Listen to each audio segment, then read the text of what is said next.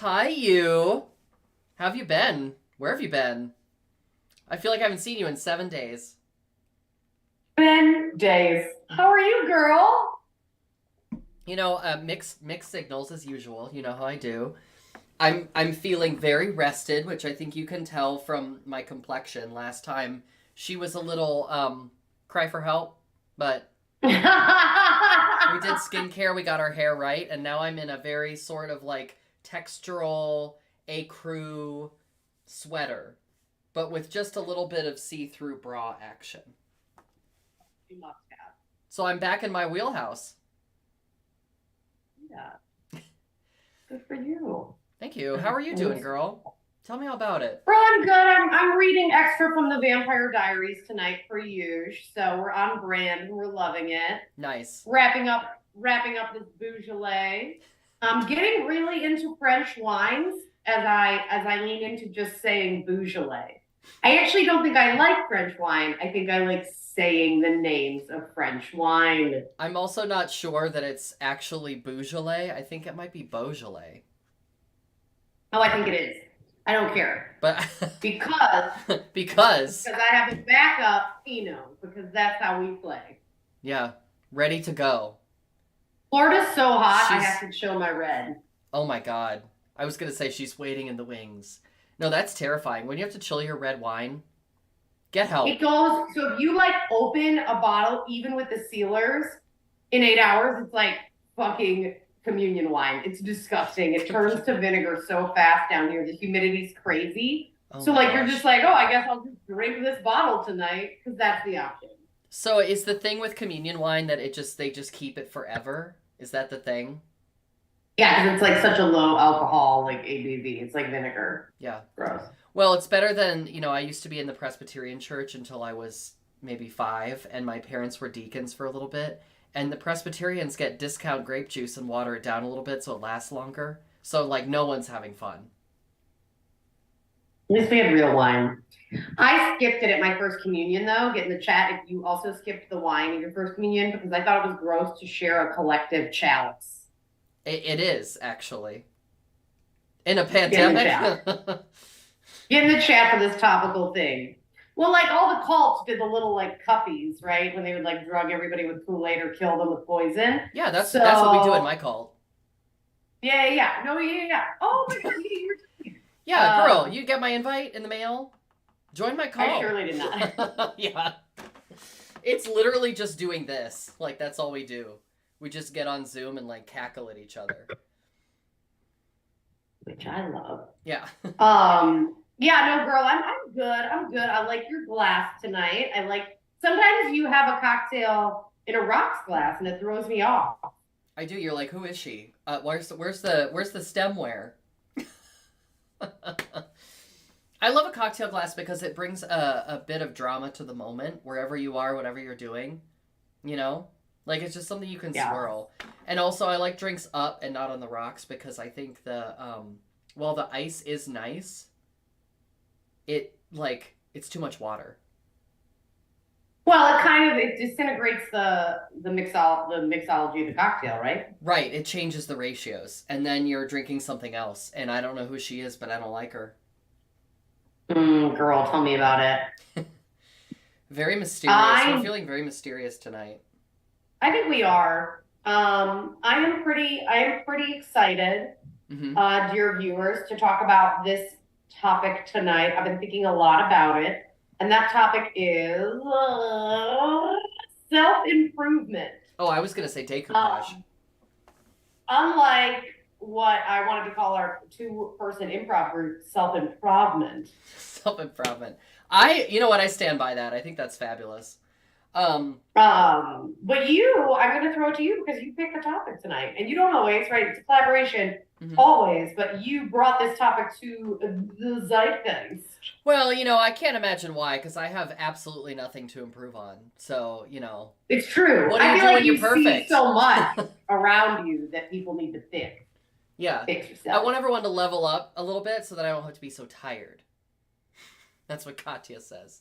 Are you high maintenance, or are we high maintenance, or are you low quality? Yeah, totally.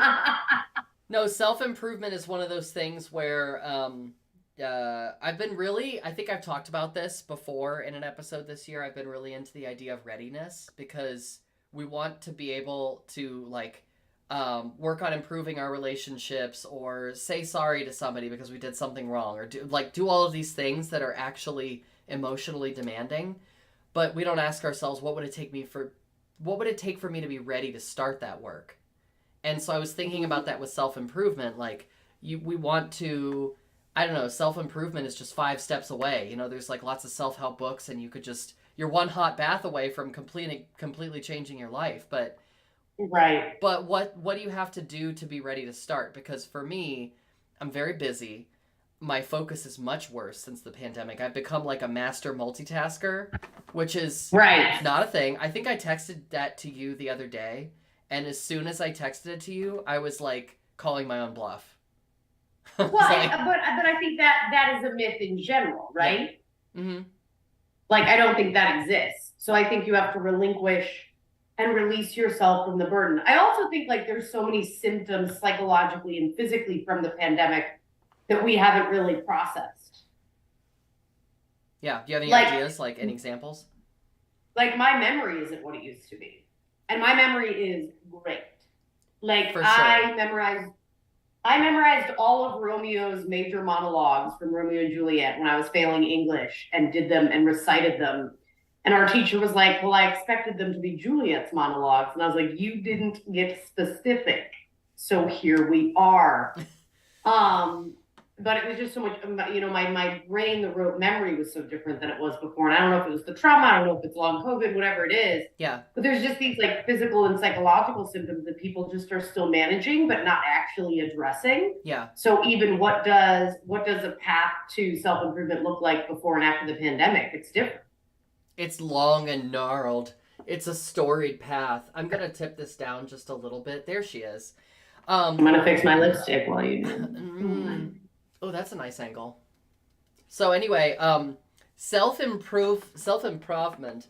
I think so. One piece of it for me is readiness, and another thing, I was just having a conversation recently about this because I am an old who now listens to the Freakonomics podcast, and they were having an episode about planning and sort of like the planning fallacy and optimism bias. Like plans always get delayed, and we always think they're going to take less time than they actually do. And we're optimistic when we plan because that's what you have to be in leadership, right? Like part of leadership is a sort of professional optimism, like we can do it, but it's actually going to be complicated and delayed and whatever. So anyway, complicated thoughts, but I'm wrapping this back around to one thing is readiness, and the other thing is not all self-improvement tasks are as easy as they're not all the same, right? So when you said memory, I was thinking I'm actually pretty good at memorizing lines still. And maybe that's just like my theater kid background. Like I love listening to things and memorizing the lines and just like, oh, let me recite this poem from 1904. Mm-hmm. Like I think I did that on an episode or two ago, and I was like, let me tell you a poem from Mary Frances. Yes. So I like that kind of memorization, but what I'm not good at memorizing is directions, numbers, and things that were talked about in meetings yesterday. Which is why right. I take notes for everything. My life is a series of Google Docs because if we talked about it yesterday, I don't remember what we talked about. And I think it's similar with self-improvement. It's like some things you're probably naturally good at. Like, if I'm going to rework my schedule a little bit so I remember to put the dishes in the dishwasher, great. Because I'm all schedules. But if what you want me to do is to be a little bit more open to tough conversations when I have a busy week, like forget about it, because fuck off. You and I have this in common. You're like, this is great, but can we talk about this next week? You know what I mean? Like we're just in show mode. Well, sidebar, there is an anonymous request from a member of my household, and I will not say who, to have you learn Like a Virgin and do that as a number. Well, now I have to hear who it is offline. Because that's my one condition to doing that number. I have to know who it is. It's Juno. It's Juno. So, but I was just thinking about would they settle for Papa Don't Preach? Of course, yeah. Anything from there, we'll settle. Yeah. We'll settle. Just kidding. And it's just like a picture up on the screen of like all the daddies you've dated. And it's just a PowerPoint. Like a I love that. virgin. Oh no, Papa Don't Preach. That's better. That's better for Yes. slideshow of daddies. Yeah. And then you can do this. Oh my Dear gosh. viewers, Secret if you know shade. anything about burlesque and drag, this is a very, I would say, tropish move. Drag. We could say drag. It's okay. Oh, and that's as much as You know, one of my drag favorite situation. songs too, my favorite drag king songs that is like so bad is One Call Away by Charlie Puth. I don't think I even know that song. Oh my god. But I'm they also act it not, out. you know. Yeah.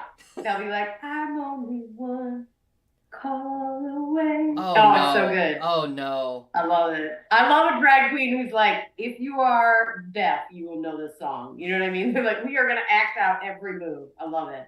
I can't stand Love that it. song. No, But you know no. what? I am also, like, when I'm in drag queen spaces and I want to do something that I think the gay audience wants to hear, I'm doing, like, We Are Family, Got to Be Real. I'm doing, like, you know, Raining Men. Oh my Like, god, that I'm group doing number. the songs that have been passé 20 years ago. You know what I mean? Free Your Mind, your Free Your Mind group number. Free your mind. I still think about that number. Yeah, it's good. No, Anyways. damn it. You're right. Got me again. Oh, girl. No, okay, so Self-improvement. how does self-improvement impact relationships? Well, okay, so there's this thing that happens where, like, self-improvement is somewhat involved with your partner or other people, but it's also, like, something you have to do on your own. So, like, there's two thoughts come to mind. The first one is you can help someone be accountable to their self-improvement, but, like, it's ultimately a thing they have to work through on their own. Mm-hmm. So that can be tough because sometimes you'll want to be helpful, but you can't. And then the other thing is people are avoidant, myself included. Like, we're all avoidant, right? So we don't realize that we don't want to do the self-improvement because we're like, well, I'll just be more present for my relationship. But it turns out the more you focus on yourself and you get better with yourself, the better your relationship will be, because then you can sustain, like, more quality time, or you can have deeper conversations, or you have more patience or forgiveness or whatever. You know, it like, working on yourself and being good with yourself just, like, makes it possible to just kind of be a better person. Newsflash. Right. I don't know. Does that make sense? Yeah. I think it's, you know, it's pouring into yourself, right? And what that looks like. But I think in long-term partnerships, like, okay, so I had this friend, and it wasn't me, but you'll know the friends of the couple I'm talking about. But every time this one person in the couple got into something, whether it was like learning a different language or underwater basket weaving or whatever, and like the partner of the person was unwavering and was just like, get into it, blah, blah, blah. But they poured themselves into that thing so wholly that they would disappear. Did they do it And together, it's like, or the one person was doing no. it? Okay, the other one, yeah, all right. One person. Mm-hmm. So what's the difference between, like, hey, I'm going to self-improve, I'm going to learn German and blah, blah, blah, but I'm going to get lost in this. Or, hey, I'm going to get really into Kung Fu and it is going to be my life. And, like, what does obsession look like versus self-improvement? Is there a difference? First of all, I know Kung Fu, but I would love to learn the theremin. And I love that was your example. And also, I don't think the theremin, I'm not sure I would consider that self-improvement. Like, I'm welcome to I'm open to other perspectives. Why? Hold on. I was really hoping that was a cork, like, boom.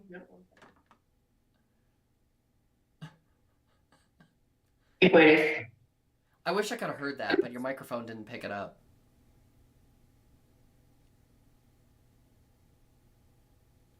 Why do you want to learn the theremin? Why don't I want to learn the theremin? It's so Morticia Addams. You haven't watched American Horror Story, have you? So this reference won't make any sense. Girl, I can't make it through Fox and the Hound without tearing up. No, I haven't watched American Horror Story. Okay, when I saw the character Myrtle Snow, who screamed, her last word was screaming Balenciaga before she was burned at the stake. And she played the theremin. So it's one of the many things that just I see a trajectory in my life from now. Like I'm just a couple logical steps away from Myrtle Snow. Yeah. But the theremin is one of those logical steps. So anyway, it's so spooky, it's so campy. It's like so weird. Like why does this exist? But it does, and it's just fabulous. And it doesn't make any sense. You're literally like touching air to play it. It's so fierce. I love it. Oh my God, that's amazing. So yeah, so I guess like, hey, this is gonna improve my life. Hey, I'm working on myself. I'm on a journey of self, right? Mm-hmm. And in that journey of self-improvement, if you stumble into these eddies, right, what is self-improvement and what is like losing your path? Girl, I don't know. I've done a lot of talking. Tell me some of your thoughts. I'm gonna kick I it don't back know. to I you, think, girl. I think for me, I'm a long-term thinker. Mm. I'm a bit of a strategist Mm-hmm. in my life. And for me, I hate to say it, but I need to see a sunset. I need to see a finish line. I need to see a goal. And that goal can be really, really nebulous. But when I'm with someone and they're like, I'm working on self-improvement, right? Like I've dated a triathlete. And that was a great example of, I mean, talk about pushing yourself Mm-hmm. to the limit physically and mentally.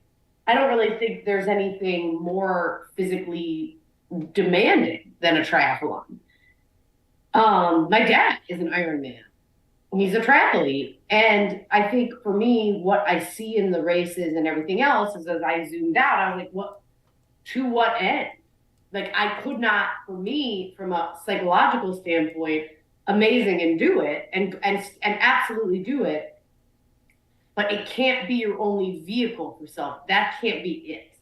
And I think for me, when I see the people that balance self improvement the best, there is an element of non extremism in what they're doing to balance and develop. So, is it a piece of psychological work? Is it a piece of mental and emotional work? Is it a piece of spiritual work? Right? And all of these together. But when there's a focus on just one, that for me sets off. Oh my God, I was just talking about this. So one of the terms I like to use, like for mental health in like my anxiety, is my beakers. Have I told you about this? No, I love that though. So do you know Beaker from the Muppets, where he's like, and he's like very well meaning, and he lights everything on fire? Yes. That's my anxiety because it's very well meaning, right? It's always trying to help me, and it's just absolutely burning down the lab, right? And so, you know what I mean? Yeah. So for me, my beakers wake up when I have a partner who I'm losing to one type of self-improvement with no end goal or no finish line. Yeah, well, so I see self-improvement in a slightly different way because it's not where my goal orientation is focused. Like I don't have a lot of goals around my self-improvement, which for whatever reason that is Well, I what's guess, worked yeah, better just for me. moving forward, right? Yeah, progress. But what I would say about it is that because when you were describing the I don't want to call it obsession, but let's call it a hyper focus on certain activities or aspects of one's life. I think like part of wellness is like a holistic approach, you know? So like if you're just doing the one thing, like if I were just spending all my time on kung fu, for instance, it would be like, yeah, I'm building strength, I'm building my connections with those specific people. I am making personal fitness goals and hopefully reaching them and making progress and like ranking up in belts and whatever. But that's not the self-improvement that's going to help me at work or with my relationship or with my art, you know, like, and you and I are both complicated people. We're not people who have only one aspect or two aspects to our life. You know what I mean? Like we've got a lot to focus on already, so I think that makes us good at being generalists. I don't know, that word isn't hitting me right, but we have to not spend too much time on one thing or else all the other things will fall apart. So I think we have some experience at doing that. But I agree with you that if you're focusing on just one thing, it's at the expense of everything else, because in order to focus, you can only really focus on two or three things at a time in your life. I go through seasons, right? Like with my art, it's like there's times where I'm not doing as much art, but that's because I have to focus a lot on work or something's going on in my relationship or other things. Right now, I'm really focused on my art, and guess what? That means other things are probably not getting as much attention as they used to. But also, like, it's fluid, and what's made me able to manage it a little bit more, I think, is just realizing, like, yeah, I'm not getting to that right now, but I will get to that again. And what are the ways that I can, in a time where I'm not as focused on it, what are the ways where I can keep it watered just enough so that it's not a house plant that completely dies, you know? Yeah. It might not be sprouting a bunch of new leaves, but it's also not dying. Well, and I think that's kind of the zoom out, right? Like the sunset or the finish line could be 5 years, right? Like that's the whole point. Is it's like, look, I appreciate long-term development and long-term growth, and I love that. You know what I mean? I think people who are constantly, I think there's a space for self-improvement, and there's also a space to sit. There's space to just sit. And we have to give ourselves the moments to rest and recharge. Mm-hmm. Or else the self-improvement it's going to take maybe longer, or it's not going to be as effective. And I think when, you have a partner or a person in your life who's not investing in self, it ultimately makes your relationship suffer. Yeah. Yeah, it gets away from you, because I think, I don't know, there's like a sliding scale of connection. Like, how connected are we right now? And that drifting analogy that's so common in relationships, we're drifting apart from each other. It's kind of like entropy. Not to get all Carl Sagan, the universe on us here, but like the natural state of the universe is entropy, and I think the same thing is for relationships. If you don't expend some effort on it, it's not going to sustain itself, Right. Right. And what's the difference between an obligation to a partner and time invested? It's really mindset. Yeah. Like, you have to want it. Right? But oh my God. I know people that are like, oh, I got to sit down with my partner and I have to put that work in, right? Mm-hmm. And it's like, yeah, that happens sometimes, and there's no question about it. But what percentage of the time does that happen? Yeah. Yeah, it's kind of like when we talked about the balance sheet of relationships. Like, yes, relationships are, they're sort of an exchange of, I do this for you because I know you're going to do this for me. And it's not like a 1-for-1, but it's just, you're going to have to put in a little bit of effort and do some things that you wouldn't normally do because you care about that person. And you have to ask yourself, all right, am I paying a cost for some benefit? Because if you're just kind of putting in the work and you're not seeing anything for it, then it's like, it's really discouraging. It's like, what am I doing this for? Yeah. Girl, in 2023, what is like one of your self-improvement focuses? Well, I was kind of waiting for, the theme right now for me is all about art. Like, it's about, you know what, girl, you rhinestone that gown and you put together that new number. And some things have been just kind of presenting themselves. And the challenge for me is to say yes when it's a little bit out of my comfort zone. And a couple of those things have already happened this year, and it has been fabulous. And I'm really excited to get into this energy again of like, I am going to say yes, and I don't have a plan for it right now, but I don't have to because I have a month to figure it out. And then I'm getting better at sitting down and making an outline and working backwards and saying, okay, I'm not going to build Disney World in a month. I don't know why that was the first thing that popped into my head, but like, I want production value. I want pyrotechnics. I want all that stuff. And it's like, okay, that's great. Like, let's get that out of the way. And now what can we realistically do in a month and just make it good? Yeah. Yeah. I love that. And some good stuff has come out of it. And I think, we're not done yet, honey. Oh, is that your self-improvement goal, is to show us more Penny on the dish? No. It's like she got shy. As soon as I put the dish cam up, she looked away. She did. She got nervous. Hold on. Oh. Oh, Penny. Penny. Peggy. Can you hear me, big girl? Are you there, God? It's I, Penny. So first of all, my mother calls her Penelope. Penelope. And she sees Penelope. And then my mother-in-law calls her Peggy. Peggy. Oh my God, I love that. I wish I named her Peggy in retrospect. No, I love that Peggy self-improvement plan. I Lee. think, oh, fat girl. Also, I call her fat girl, which is a term of endearment. And my mom is like, stop calling her fat. And I'm like, stop pushing your unrealistic body standards on my Oh my dog. God. Now, ever since I said Peggy Lee, now I can just picture Penny singing Fever. Never know how She would much I kill love it. you. Never know how much you care. Oh, she's singing. When you wrap your arms around here. No. All right, that's fine. No, I love that plan, and I think it's like, it's also picking self-improvement that balances everything else in your life, Mm-hmm. Overall, not in the moment. Oh my God. Yeah. Well, so while we're on I feel like this is sort of a mid-year resolution conversation, but girl, tell me about some of your self-improvement plans. So I am doing something that for me feels very courageous, and I'm going to be singing in public for the first time in truly years. When? This summer, and it is a big stretch for me. Oh my gosh. Are you doing something? I know. What are you doing? Like something operatic? Like something, what are we doing? Opera and musical theater and torch songs, and yeah. Oh so, my God. I know. You have to send me this. But, I want to see it.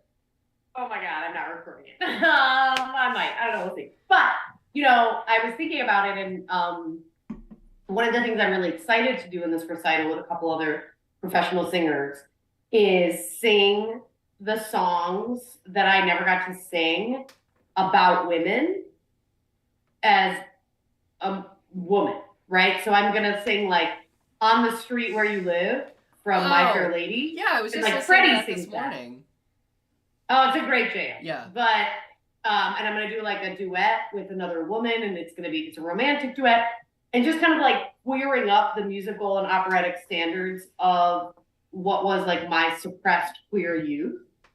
And I've stumbled into some weird moments. Like I was singing in the house, and I like got really like self-conscious, which has never happened since I was younger. And I sang on Sunday to prep, and I was like, oh, my voice is not what it used to be. And I was like, oh, well, shocking news. Like I haven't taken care of it in a decade, right? So, but for me, artistically, I miss singing. I have an incredible, like, it's incredibly painful sometimes to watch others. Like I sometimes struggle going to recitals and to musicals and to operas. I have to do a lot of like pre-work because I miss it so much, right? Yeah. It's beautiful, and then you almost have this moment, right?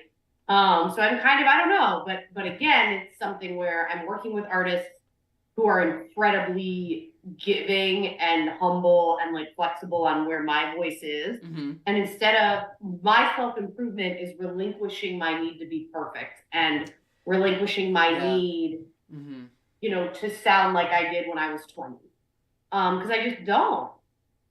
That's so hard. And I think that is like a source of agony for all artists is letting go of your own expectation for yourselves. And it's what drives you to get better. Like if you're not cringing at the work that you put out a year or two ago, then it's like, are you making progress? Are you even living? Sliving. But on the other side, you can't let it stop you from doing what you love. So yeah, I know that. I know that struggle. But girl, I'm so excited, and I want to hear all about it. I want the full libretto, and I want to know where and when and with whom and how I can watch it. I want to get, sidebar that is unrelated, and I know we're at time, but dear viewers, I want to get like one of those sexy like crop pants suits and do like, so I want like a men's suit, but I want like the pants and the little jacket, and I want to have like a bow tie undone. Yeah. And then I want like sparkly glitter heels. I have no idea where this vision is coming from. I do. If you have, you're like, girl, I know where it's I coming do. from. It's Judy Garland in the movie Summer Stock, and I think that you should actually just get rid of the pants and just do a jacket. A jacket Just a jacket. with hose and glitter heels and a little top hat. Or maybe it's I can't remember if it's a top hat or a fedora. I think it's a fedora. Like the Very down here, Liza. the down here fedora. Yeah, it is. And a bow tie. Go watch Get Happy. Forget your troubles, go on, get happy. We're gonna chase all your cares away. Yeah, that's what I'm seeing. I love that.